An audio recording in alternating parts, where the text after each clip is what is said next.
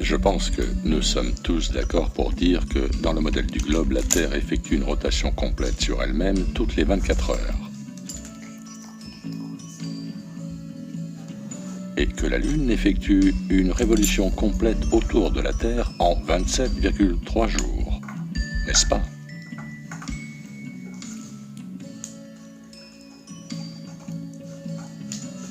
C'est le modèle que l'on nous a tous enseigné à l'école primaire, année après année. Et encore aujourd'hui, ceci est enseigné à nos enfants comme un fait absolument incontestable. Bon, j'espère que vous êtes concentrés, parce que ceci est sur le point d'avoir un gros problème. Le 21 août 2017, une éclipse solaire totale se produira au-dessus de l'Amérique du Nord. L'éclipse débutera à l'ouest dans l'Oregon et se terminera à l'est près de la Caroline du Sud.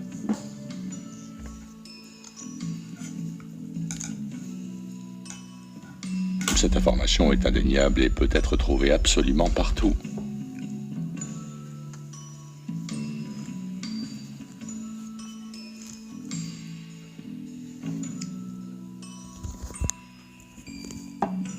Houston, nous avons un problème. Si ce qu'on nous dit sur la rotation de la Terre et la manière dont la Lune lui tourne autour est vrai, alors la masse terrestre nord-américaine devrait se déplacer 27 fois plus vite que l'ombre provenant de la Lune, non? Parce que si c'était le cas, expliquez-moi comment l'ombre de la Lune se déplaçant d'ouest en est peut-elle traverser l'Amérique? Comme tout bon chercheur, mon premier choix de recherche pour les questions spatiales se doit d'être la NASA. Ils vont clarifier ça.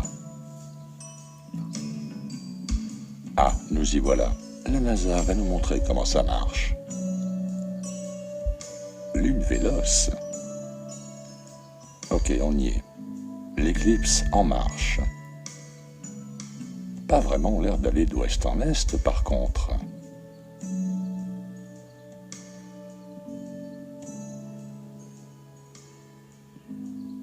C'est tout.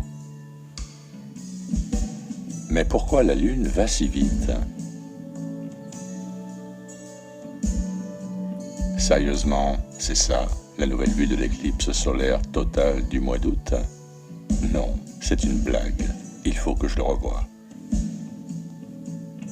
Je suis sans voix. Et pourquoi la Lune tourne-t-elle plus vite que la Terre?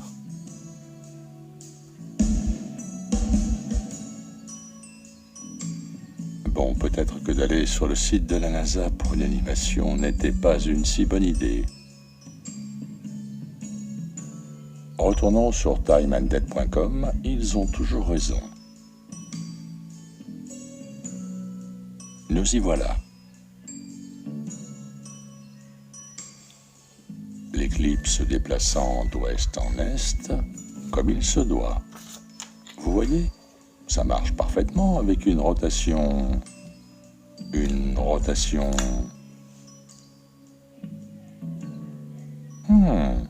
Les amis, sans vouloir pinailler, il me semble quand même que la Terre tourne dans la mauvaise direction.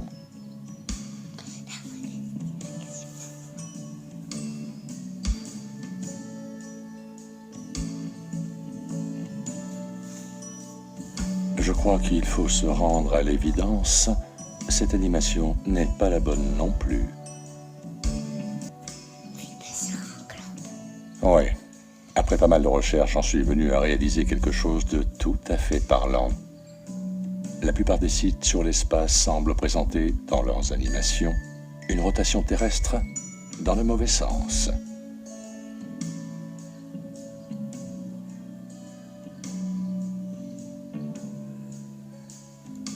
Il faut croire que c'est la seule solution pour que cette éclipse fonctionne sur un globe en rotation sur lui-même. On nous dit que la vitesse orbitale de la Lune est de 3683 km/h et donc qu'elle réalise une révolution complète autour de la Terre en 27,3 jours. La Terre, elle, tourne à une vitesse de 1670 km/h à l'équateur et réalise une rotation complète en 24 heures. Jusque-là, ça va? Vous me suivez? Il m'a été précisé avec insistance que l'éclipse allait d'est en ouest, car la vitesse orbitale de la Lune, située à plus de 380 000 km, est plus rapide que celle de la rotation de la Terre. Ce à quoi je réponds: oh, vraiment? Faisons un exercice mental avec quelques calculs simples. La formule pour trouver la vitesse orbitale de la Lune est la suivante. On multiplie pi par 2, puis par le résultat de la distance de la Lune du centre de la Terre, divisé par sa période orbitale ramenée en heures. Voici la formule avec les valeurs exprimées en miles. On a donc une vitesse orbitale de 3683 km/h. Et voici comment la Lune nous apparaît ici sur Terre.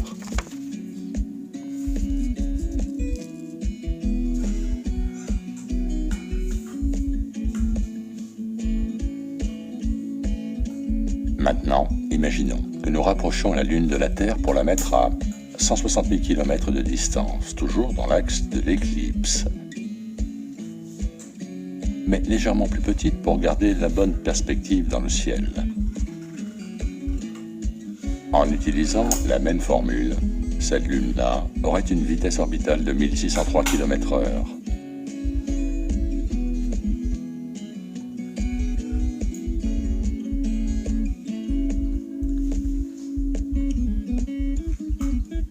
Et apparaîtrait visuellement identique à ce que nous voyons habituellement.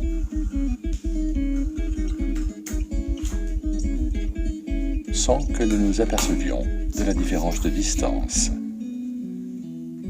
Maintenant, si on continue de la rapprocher à, disons, 16 000 km de la Terre, toujours parfaitement alignée sur l'éclipse, mais encore un peu plus petite pour maintenir la perspective visuelle.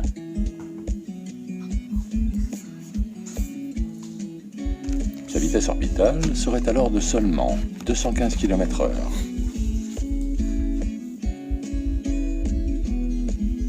Mais à nouveau, aucune différence visuelle entre une Lune qui orbite à 3683 km/h et une Lune qui orbite à 215 km/h, en ce qui concerne notre perception depuis la Terre.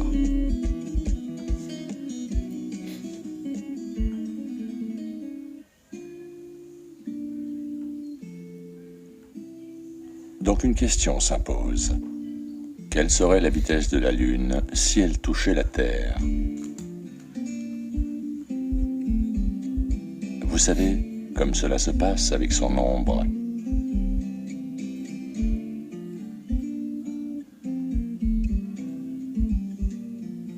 Bonne question. Eh bien, toujours en utilisant la même formule qui donne sa vitesse orbitale lorsqu'elle est à 383 000 km. On obtient la vitesse de 61 km/h. Je précise que la valeur de distance indiquée en miles dans la formule, 3959, représente le rayon équatorial de la Terre, c'est-à-dire 6370 km. L'ombre ne se déplacerait donc qu'à 61 km/h. Ce qui veut dire que si nous vivions sur un globe en rotation, l'ombre due à l'éclipse ne pourrait se déplacer que d'est en ouest à presque 1670 km/h, vitesse de rotation de la Terre à l'équateur, et non pas d'ouest en est. Alerte au non-sens.